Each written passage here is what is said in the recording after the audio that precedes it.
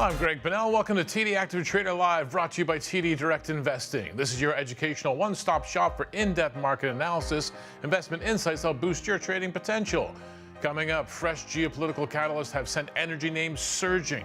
We're going to break down whether the S&P 500 is gearing up for another leg higher. Plus, in today's technical take, we'll take a closer look at the big U.S. energy ETF, the XLE. Crude prices are wrestling with key levels, and oil and gas stocks are testing recent momentum. And our trading debaters, they are standing by with their first debate of the year, the bull and bear cases for beer and winemaker Constellation Brands, weighing resilient demand against margin pressures and shifting consumer trends. That's all ahead. Don't forget to like and subscribe. You're watching TD Active Trader Live.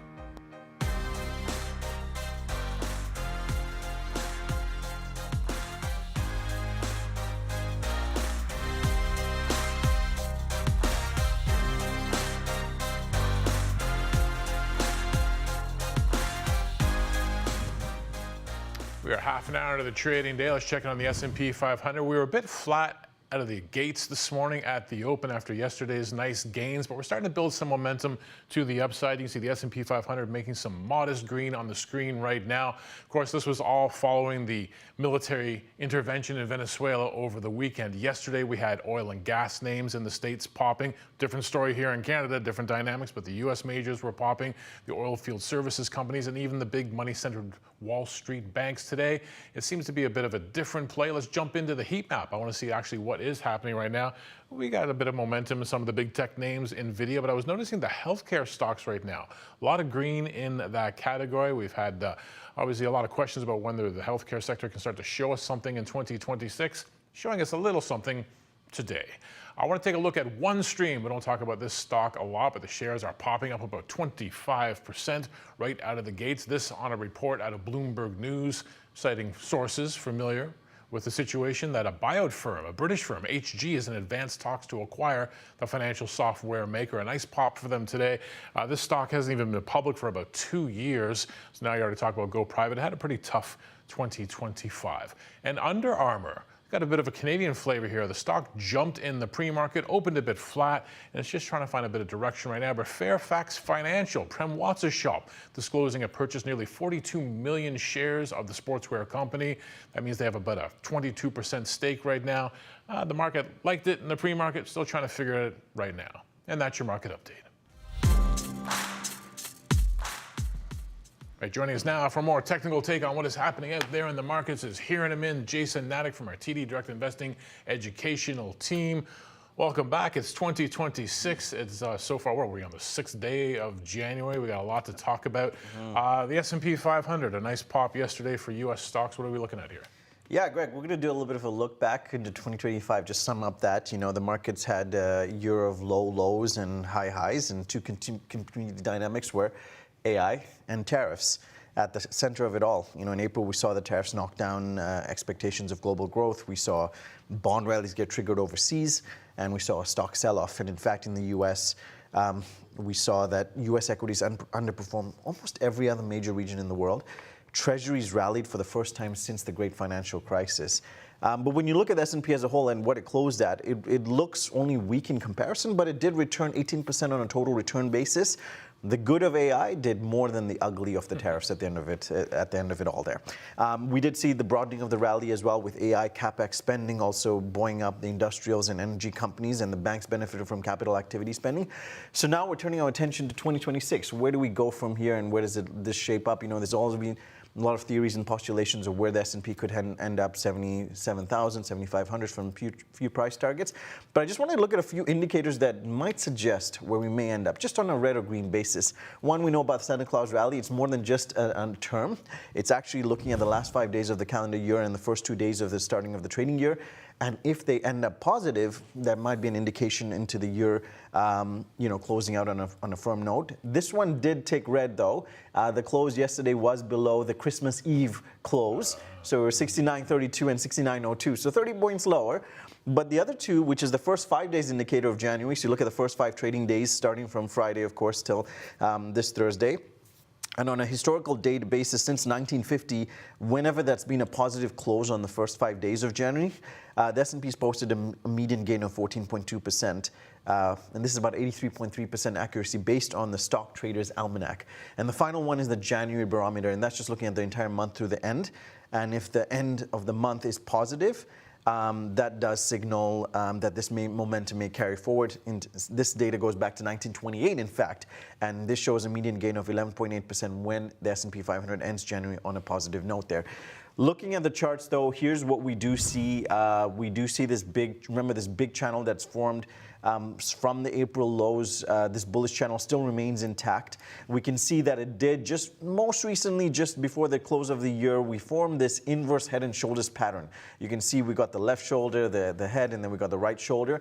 This is usually a bullish reversal sign, and we've seen this 6,900 level or 6,902 as a key resistance, and this could be the break. We are green today, in fact, just broken above it. We do want to see at least 3 closes confirmation above that level and making new higher highs to see that this level is going to turn from resistance to a support level. So this certainly acts as kind of the next bastion here, but well intact of the bullish channel. What I'd be on the caution of the downside is on the lower end of this boundary. We're just sitting below that 50-day moving average in this blue line here, which sits at about 68.50. If we breach that, then we might test and come down below to the 200-day moving average at that 6,800 level. But right now, we're firmly intact. We're cycling upwards, and it's the 6,900 level to look at going into the next quarter. Definitely one of the big questions of 2026, what the markets are going to get up to. And as I said, we've already had a lot of drama to start the year. Of course, the military intervention in Venezuela, what it meant for a lot of the energy names south of the border. You're looking at the XLE. Yeah, XLE is Spider's Energy Select ETF. It was obviously, timely with the few stirrings over the weekend that took place. So this ETF gives exposure to oil and gas and consumable companies, notably Exxon, Chevron, and ConocoPhillips make the major weighting of this ETF itself. Why are we talking about it? Well, because of Venezuela, of course. They hold the largest proven reserves in the world, sitting at about, I think it's about 300 billion barrels is what they have as of 2023's estimates, which accounts for about 17% of the global supply.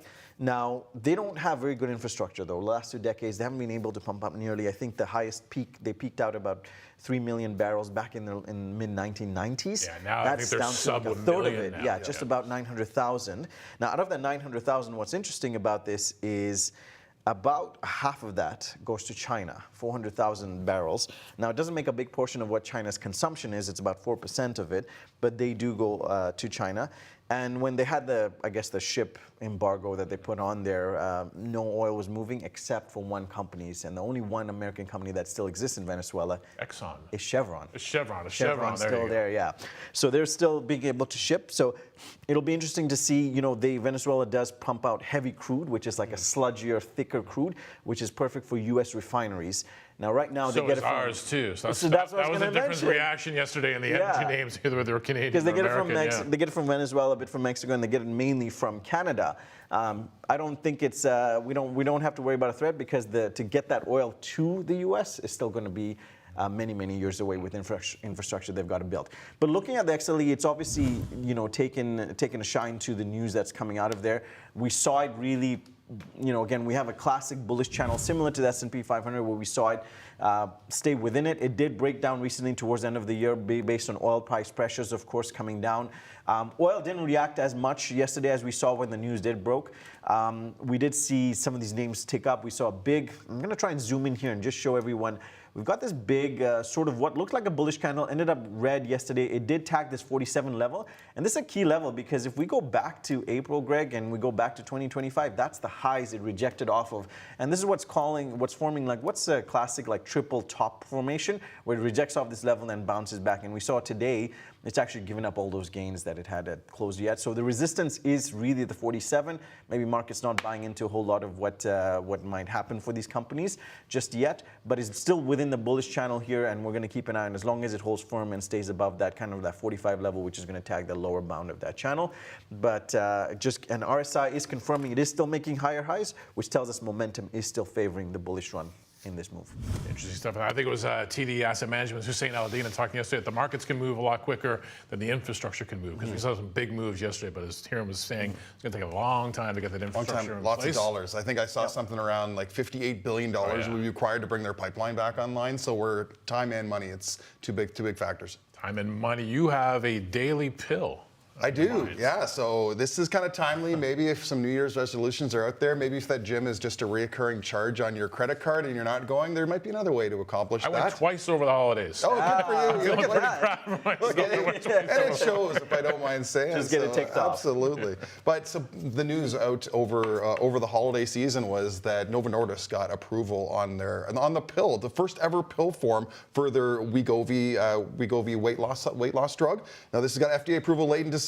It's the first ever pill form, as I mentioned, and timing is critical for them because they've been battling, tooth and nail with Eli Lilly over the last year with the similar drugs coming out, and there's rumors that Eli Lilly will have a new drug coming out in a couple weeks' time. So this is fast times for Novo Nordisk to get their pill out to market. They've already seen pickup from all the major pharmacies, online brands, as well as even Weight Watchers has picked up Wegovy from a distribution perspective, and then Novo Nordisk has actually stepped in and said that they're actually going to be providing direct sales to self-paying customers on a monthly recurring plan. So an interesting kind of tangent they've taken to continue to reach out to the customer base and gain market share. So one of the things here, like this GLP-1 space, it's in the news. It's not quite AI dominant in terms of the news stories that it's making up, but it's out there. Now, thinking and looking about where this market is projected to go, 2025, still not peanuts. We're talking $66 billion of space for that drug. Projected out to 2034, almost $900 billion. So there's huge growth potential here. And if you can be a big player and hold on to that market share like Novo Nordisk is hoping with the new pill form, Wegovy, that could be something that could really catapult their stocks. If we take a look at the chart, the stock price has been beaten down over the last little while. Once again, it's extreme competition.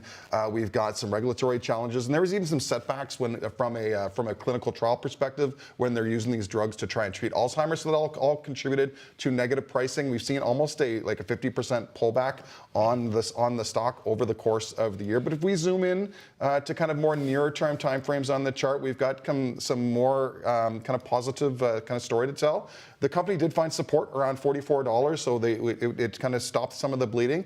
And there's been some indicative signs that there might be in term for a measured move that might be projected up. Near term, there's been really resistance around $50, but it bumped up against that. We see that there's been a kind of inverted head and shoulders that was created on that chart. We've broken through $50, confirmed the pattern. The next thing that I want to see going forward here is as we continue to move up, there's actually gaps here in the chart, so positive momentum building in the chart. There was a double top that formed. That's a bearish sign. If we can break through that, what do we say about gaps? Oftentimes we talk, they're oftentimes looking to be filled in. Once we can continue to break through that 60-ish level, we've now got blank space in the chart from negative gaps that Novo Nordisk could look into push that price onwards and upwards. All right, interesting stuff, gentlemen. Thanks for that. If you at home have a question for our team, here's how you can get in touch with us. Just email td.activetraderlive@td.com. And for more information about the Active Trader platform, scan that QR code on the bottom right-hand side of your screen. It'll take you to our TD Active Trader Live website, where you can try out the platform risk-free. Just open a practice account by clicking on that Try TD Active Trader button. Then once you're ready to switch to a live account, simply export your workspace and start trading for real. Time now for the main event, trading, debating. This week, the stock in the spotlight is Constellation Brands, a drinks giant behind household names like Modelo and Corona. Before we get going with the debate, gentlemen, just a reminder to our viewers that the securities and strategies discussed on our show are for educational purposes only, should not be considered investment advice or buy, sell, or hold recommendations. Options trading carries high risk, may not suit all investors. Significant losses are possible, so it's important to assess your own risk tolerance. Make sure you do your own due diligence before engaging in trading. Now back to the stock of the hour, Constellation Brands. Guys, when I was walking up the train this morning, it was foggy. We're under a freezing rain warning. The snow's crunching underfoot. I closed my eyes for a moment, not when I was crossing the street. Dreamt of a warm sun, a warm beach, and a beer in my hand. We're talking beer. What's the allure here? Well, beyond the little beer. fantasy I have in January as a Canadian. I mean, it's beer. It's one of the original alcoholic beverages, developed at the dawn of civilization, product of thousands of years in the making, and it holds a basic staple in the global economy. And with the company we're looking at, obviously today, Constellation Brands, STZ, they make the premium version of it, of course. And they have a legion of fan followers, so we think we'd put it to the test and see how it holds up. All right, Jay? Yeah, it's a huge conglomerate in the alcohol space. The biggest, actually, U.S. company by market cap, $34 billion. You rattled off some of their really iconic brands. There's many more if you check them out on their website. And hey, many of the folks out there in the audience, they may have raised a glass with Constellation beverages without even knowing it. So maybe the lucky Canadians among us are heading to the airport someday soon and getting on a plane. Let's get some time on the clock. I'm not going anywhere. I'm right here for you all through the winter. Get your 2.5 minutes to make your bull and the bear cases. A little time to counter. Draw from a hat as always. And what do we got? We got Huron with the bull case. Why don't you kick it off? Okay. So Constellation Brands, as you mentioned, is a high-end alcohol franchise that's temporary priced like it just got cut off on the last call. Offering a premium beer and wine as well. Portfolio as part of its, and its valuation clearly has room for earnings growth. And also multiples expansion as sentiment starts to normalize. It's structurally advantaged. The brand house temporarily got tripped over a macro cycle, but investors should not mistake that stumble for a terminal hangover. And I'll tell you why. Let's talk about unmatched brand power, first of all, that they have. They're the #1 brewer and seller of high-end beer in the U.S. market. They own brands like Modelo Especial, which is the #1 seller for them, Corona, Pacifico, and premium wines like the Prisoner Wine Company, Kim Crawford, Lingua, Francois. I don't know who comes up with these names, but it rings true. And one of the things I wanted to also mention was when you look at Corona, which is what you would have typically on a beach, the Sunbrew, they're also expanding their product lines. So they're including new flavors, non-alcoholic spaces becoming kind of a thing, especially among Gen Z consumers, and low-calorie brews as well there. The one other thing I'll mention is, let's talk about pricing power as well for a second. The company is, when you look at financially, the first 6 months of this year, we know was a bit rough. They had shipments declined about 6%, yet net sales per shipment increased 1.6%. Which tells us that the first half of fiscal 2026, beer shipments were down, but revenue per shipment was up. They're also focused on their share buybacks, so $604 million out of the $4 billion allotment that they have, which roughly marks about 17% of their market cap, which tells me if this company is struggling, they're not struggling that much because they're still going to be able to make that money with free cash flow.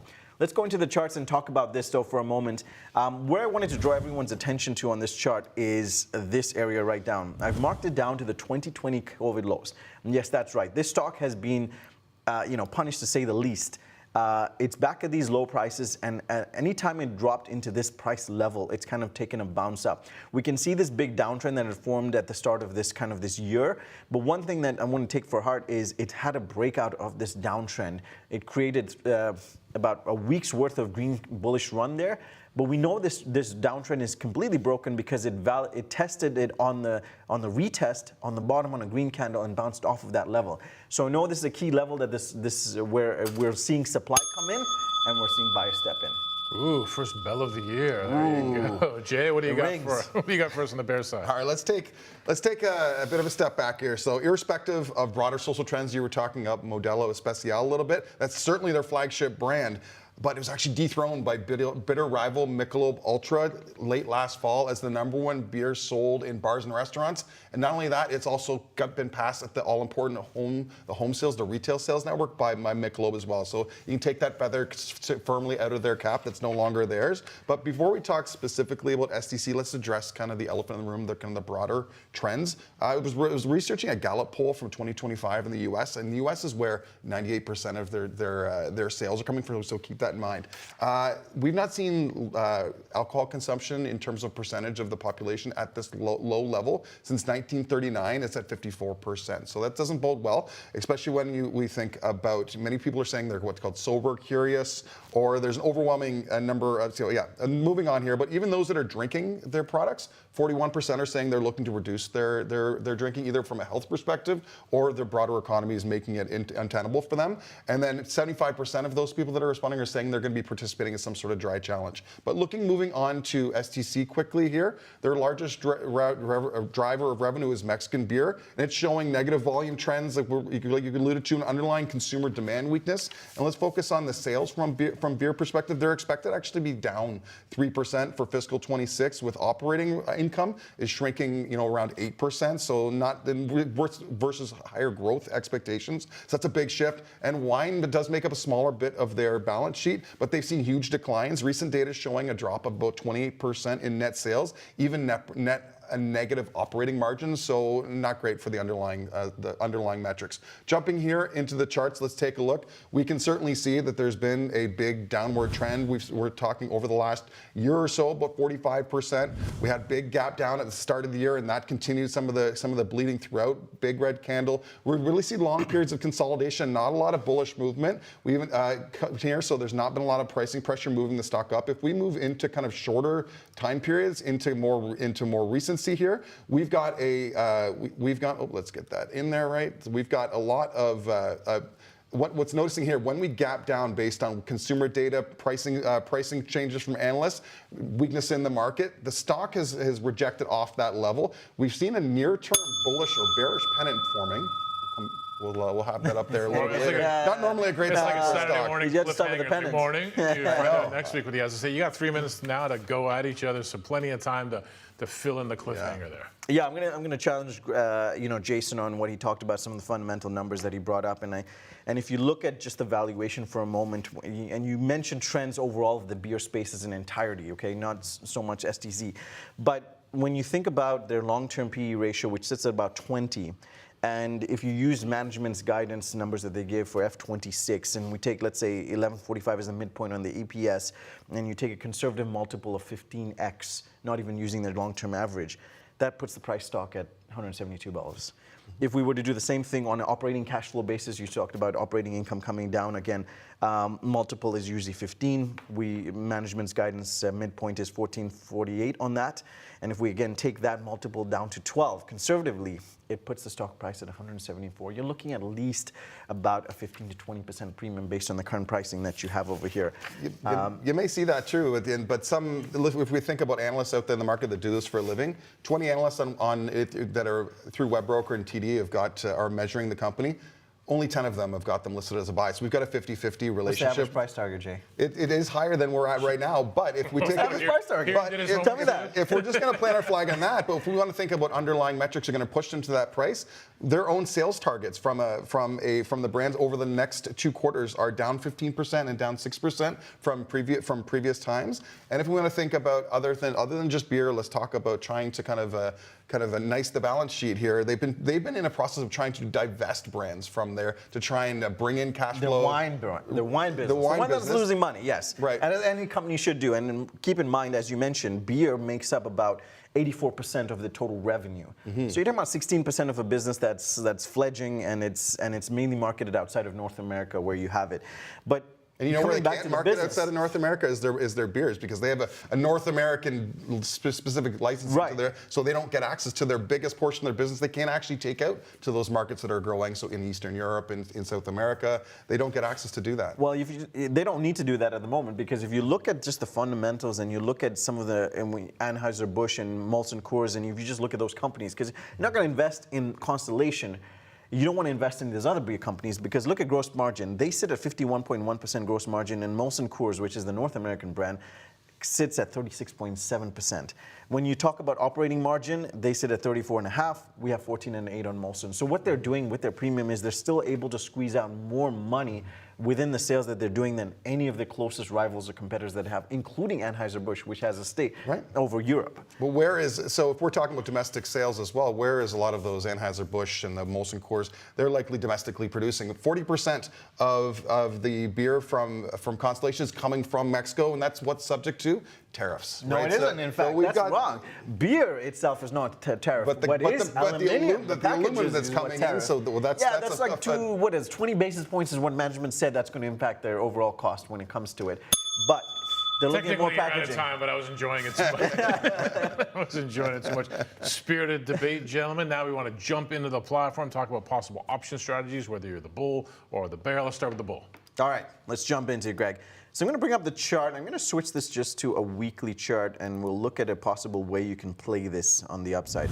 So again, we've got the weekly chart pulled up on Constellation here, and one of the things I wanted to just show was, again, we're coming down to these COVID lows we've hit. We've seen a bounce up of there, and if we see that there's an expectation that they could turn things around, or consumer sentiment may improve into this year, of course, after coming off of the tariffs shake-off, then we could see a potential recapture of a few key levels, 160, 190 on the upside. So if you wanted to play this just for a pure upside and mimic a stock position without buying the stock, through options, one of the ways you could do that is through what's called a long synthetic stock option trade. So here's how this trade setup works. You're looking to buy a call. In this case, we're going right at the money at the current price, which is sitting at 140. And we're looking to sell a put at the exact same strike price. Now, we're going further out in time. So we're going out to the December cycle, so full year on our side. We want to reduce the effect of time decay on the option. Now, what this essentially does, this strategy, the way you think about it is, and if you buy a stock, it moves one for one. Like if the stock goes up $1, it just moves $1. But options don't behave in the same way. So by doing the combination of this two, we're getting a one-for-one move, and it's something with what's called deltas on an option. So call option has like a 68 delta. In this case, this put option, because we're selling it, has a 32 delta. So you combine the two, you get a 1 delta. So every move that the stock makes, this position will mimic the move of what STZ is doing. So in this case, we're looking for some upside potential over here, of course. We've got some scenarios that are going to play out, of course, through the year that we want. So first things first, let's talk about like the max gain. I've written unlimited there. In theory, it is unlimited because whenever you go long a call on the upside, there's no sort of ceiling and cap to it. You can make as much as you want, but we are going to be limited as long as basically until we hold the stock, and if we're holding till December, whatever price that comes, or if we take it off the table. So that's one side of it.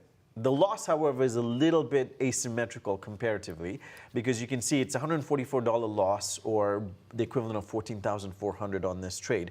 Now, when would that play out? Well, if the stock goes in the other direction, we're going to, and let's say the worst case scenario happens, it goes to completely zero, just bottoms, then we would lose the full cost, because when you sell a put, you are essentially buying the stock at the strike price at 140, but we also are paying for this trade. And when I set this trade up yesterday, it was costing us about $4 per contract to trade this. So you also have to factor in what you paid. So that $4, so the 400 plus the 140, well, the 140 translates to 14,000, which gives us the 14,400 loss that we potentially face if the stock goes to zero. Okay, interesting strategy there. Possible way to play it as a bear. All right, a possible way if you're bearish on STZ would be to think about selling a bear call spread into earnings. We've talked about this in the program is when we're Earnings are tomorrow after the earnings close? are, I had it written down here. Yeah. Is Tomorrow after the close, yeah. Okay, perfect. Our team effort there. I like it. So, There you go. but it's controlling your time frames, right? Because it's a volatile event. We have expectations of what we think is going to happen, but we don't know for sure which way the market's going to push things. So, controlling your time frames, controlling your probabilities, and making kind of hedge decisions based on that information. So, we thought we could potentially sell a bear call spread out through Friday, so we're covering our earnings event. And then we're potentially, hopefully, if it doesn't go over a certain level, we're going to make max gain. Well, I'll walk you through the trade here on the chart as we progress. But let's bring up. I wanted to kind of finish my thought around here on this bearish pennant here, because it really highlights the price levels of the trade that we potentially can make. We can see that 144 has been kind of a near-term resistance for the stock. We can see we broke above it, but then we had a sharp depreciation in the price, creating the flag of our pennant. With the pennant forming here, typically this would be a bearish continuation pattern. We did break above it, but these patterns are often kind of liable for retracement, looking for other entry positions. So we bounced off this 144 level that I was mentioning earlier as that resistance, and bring yourselves back potentially towards the pennant, giving us downward continuation. So that's kind of the basis of the price line, that 144, that we can consider for our short leg of our call spread. I want to bring us back quickly to our option chain as well, because I've got the 144s up here for this Friday. What I want to be looking at is the I want to be looking at the deltas. The deltas right now, well, we've got some actually movement up in the price since we looked this morning. So the deltas are a little higher. Right now it's at 51%, meaning it's right around a coin flip, whether or not it's going to be in or out of the money. And our goal for this trade is for it to expire worthless and out of the money. So we're taking, and this might be a little bit on the higher end of risk side of the trade that you might be looking to take, but because the time frame is so short, if that might align with other people's assessment here. But let's go back to the chart. So 144 would be the strike we could sell. When we're thinking about the spread, one of the nice things about the spread is that it limits our upside loss potential if it does go against us and break through that 144 price level by buying a further out of the money call that caps our losses at the width of the spread. So if we sell a 144 and turn around and buy a 149, that's a $5 wide spread, meaning that max gain is the credit that we're going to receive. Yesterday I was looking at the trade, it was $1.65. So $165 would be our max gain per contract. And then by buying the 149, that $5 width of the spread, I know that's the kind of the topic, the discussion we like to have is around the risk that we're going to be taking on, is that the difference of $5 less the 165. So we're talking $3.35 if it gets up to 149 or above it. So that we've definitely limited our loss potential by not taking an uncovered or a naked position on here. But we've got small amounts of time, and obviously we've got the resistance there that's been on the chart that we've demonstrated. That if we get continued bounce off that, then this could expire worthless and we make max gain. All right, interesting strategies, guys. Thanks for that, and thanks for laying out the bull and bear cases for Constellation Brands. Just a reminder to our viewers that this debate was for educational purposes and does not reflect our personal opinions about the stock. And before we move on from beer, I just want to, people are probably wondering, like, what are they having? You know, this is a cup of tea because it is not a beach, that is not warm. No. It is miserable and cold and damp in Toronto. I'm not going to vouch for the boys here, but it's 10:30 in the morning, so I'm going to assume they don't have beer in there either. Before we move on, though, no, she would be the big reveal. Hearing's non-committal. I was like, I'm not telling you what's in my mug at all. You don't get to know. Okay, you're going to show us how to customize the options chain. Yeah, we want to customize the option chain. It's one of the things that I like to do, not only using the chart to identify key pricing zones, but when we're thinking about risk, when we're thinking about probabilities, getting key data on the option chain can help us make quick decisions. So let's kind of jump ourselves in there and do that. So I've got mine already set up. So when I'm thinking about selling options, I want to understand kind of what the deltas are, helping me understand the probabilities, kind of the pricing correlation between the stock and the option. But also I've got theta on here as well. I want to see what the impact of time is, to see what that decay is on a daily basis, so I can understand kind of how that's going to be offsetting any other market movements. But there's no one size fits all experience in TD Active Trader. So let's go ahead and show the audience how they can make this their own. I want to first bring you up towards the top right hand corner of the option chain. You can see this filter button. If you go ahead and click on that filter, you've got the ability to kind of customize what you see in the chain. I like to keep things pretty standard, but if you know you're always trading calls or always trading puts, you can simplify the chain to really make this your own. You can even put in non-standard options if that's something that you want to be dabbling in. Buyer beware. Make sure you're doing your research before entering any positions there. So the filters is there. But if we want to speak about customizing the column sets, that's going to be done if we take a look kind of above where the stock quote is in the top right-hand corner. We call it a hamburger menu.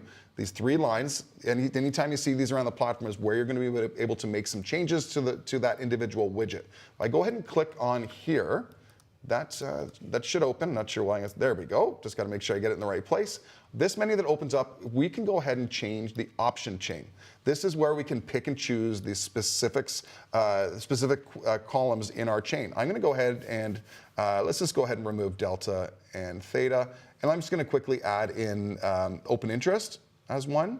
And I'm going to go ahead and add in volume. It's in alphabetical order, so I'll find volume towards the bottom of the list. So adding those in, I happen to have mid in there, commonly also referred to as mark. It's a common option quoting technique. It's just the midpoint between the bid and ask for those that are interested in learning about that. But there we have it. We've got a new customized option chain. If we're thinking about liquidity, right? If you're buying an option, you want to make sure that you're going to be able to get out of it in an easy way. Looking at open interest and volume can be one way to do it. Volume is just if you're comfortable trading stocks and ETFs, that's just how many contracts have traded today. Open interest, if we're thinking about those 144s that I had as my short option in my trade, it's showing me 65 for today. That tells me there's 65 open contracts as of the start of the day. Open interest does not update in real time throughout the day. It tracks how many open contracts are open as of the end of the previous day. So if you come in tomorrow and you see that it's open and the number has changed for you, and it's a higher number, that means more people have traded and cash flows into that particular contract. And otherwise, if it's down, there's not quite as big of a pool you're able to trade in with that at that particular time. So hey, you can. This is just because Jason's got it this way doesn't mean you do you when you've got your system up. But there's a really nice way to really make this your own and kind of get the details you need at a glance. All right, great breakdown of that. Of course, people who want to know more about the platform, we do have interactive sessions. There's one this Wednesday at 2 p.m. Is that Brian? Is that our buddy Brian doing that one? Brian, if you've seen him here in the chair here before, Brian is taking the hosting duties on that. I believe it's a chart specifically how to use research tools and charting tools on the platform, so watch lists, heat maps, like chartings and study setups. So you're in good hands with Brian. So come join him at 2 o'clock on Wednesday, and he'll take you through a detailed hour-long session on the platform. All right, always a pleasure spending time with Brian. I think the audience would enjoy it too. For more information about the Active Trader platform, scan that QR code on the bottom right-hand side of your screen. It's going to take you to our TD Active Trader Live website. And if you want to attend that class on Wednesday, just scroll down, look for that tab that says Join a Live Master Class. Registration is open now. Before we wrap up the show, we're going to take a look at some of the other key things investors are focused on. What is on the radar for the rest of the trading week here, and what are you looking at? Big one, Greg. The official jobs report for December is the weekly schedule highlight for the market this week. But it's not all. I'll also be looking at the ADP report. So that one's in fact coming out tomorrow. That's the private sector report.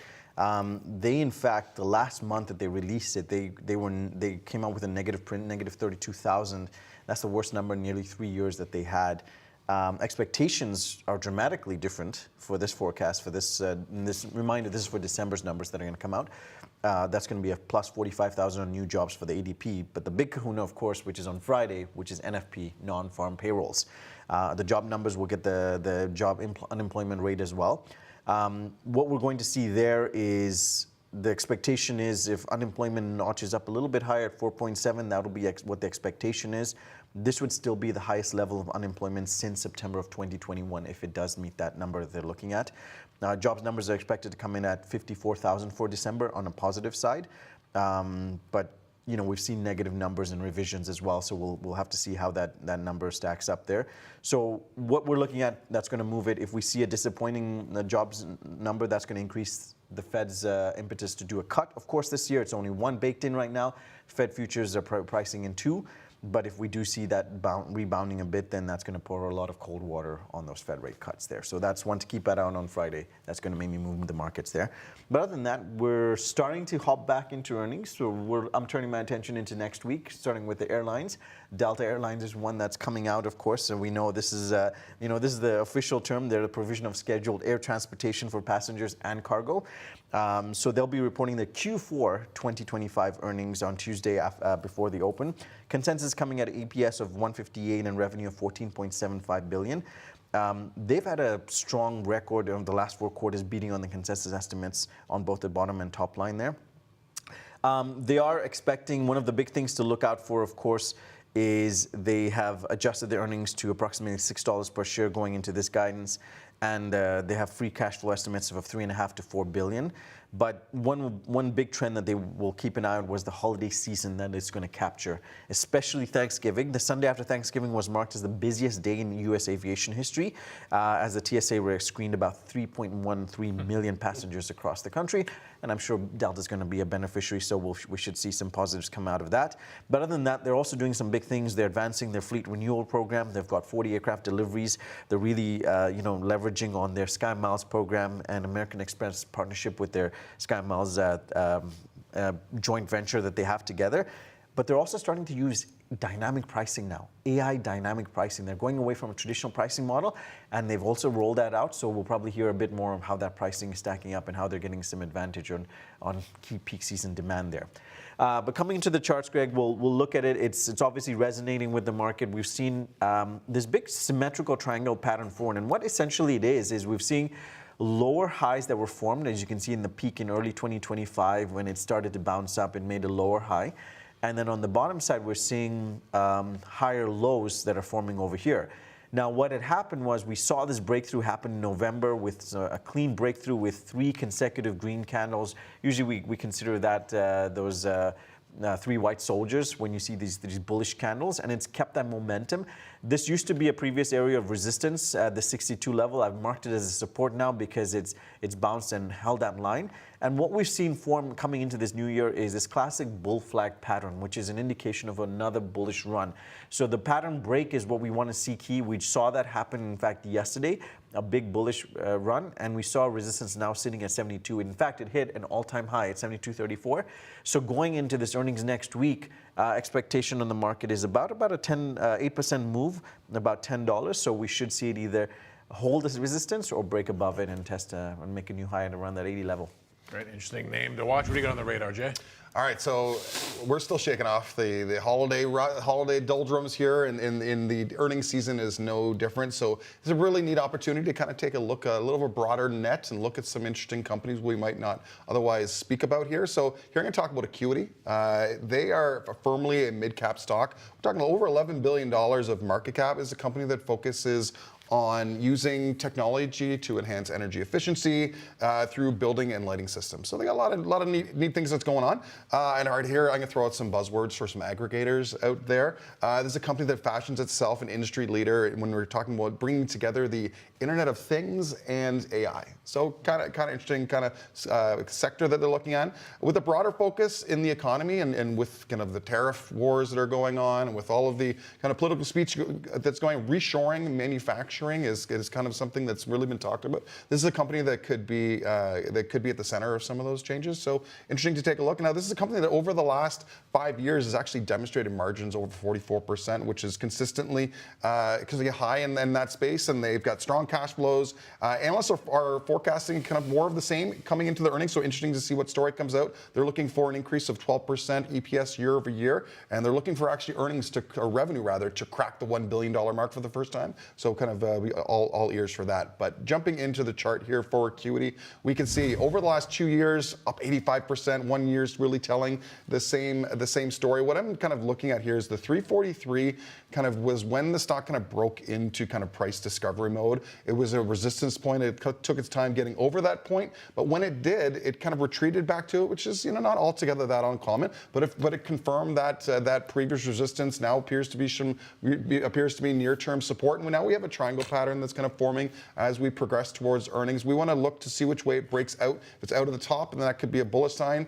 Out of the bottom, that could be bearish. Usually when we've got the incoming trend as higher highs and higher lows, this is looked at as a continuation of the trend, but we want to see which side it breaks out in on coming to that, and we can see that we bounced off of new highs multiple times, so the stock is building up pressure. We'll just see which way it breaks out to the top or the bottom with earnings coming up later in the week. All right, interesting stuff. We covered a lot of ground today. Welcome back to 2026. I know there's going to be a lot of ground to cover this year, and we're going to cover it together. Got it. Looking forward to it. Am I getting so sentimental already? Yeah. We're going to Just cover, a start, Greg. we're going to cover it together. I think I'm just See. going to say goodbye now before I weep. That's our show for this week. As always, investors should perform their own due diligence before engaging in trading. Thanks for watching. Get all sopped up.